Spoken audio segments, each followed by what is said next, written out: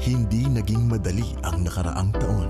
Ang purpose ko lang is para hindi tumigil bigla yung mga bata sa interes sa pag-aaral. Minsan, mini-message nila kami, nagbi-video call, "Teacher, babalik pa po ba kami sa school?" Marami man ang pagbabago, magkakasama nating hinarap ito.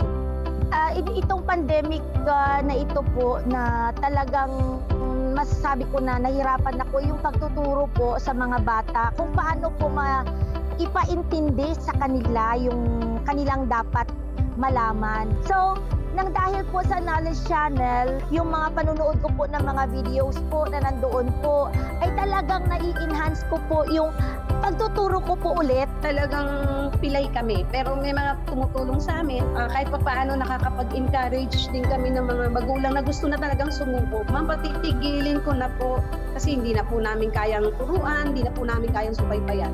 Pero through partnership po ng ABS-CBN at saka ng Knowledge Channel, malaking bagay po sa amin. Ayan, kasi ilang taon na rin po akong involved dito sa Knowledge Channel po. Kaya malaking pasasalamat po talaga na malaking kaagapay kayo sa amin, sa aming mga grupo.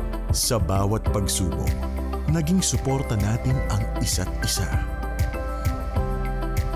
Nakita ko yung mga artwork ninyo, very good. Sino dito nakakuha ng tamang sagot? Siyempre dito sa Knowledge Channel, ang priority po natin ay edukasyon.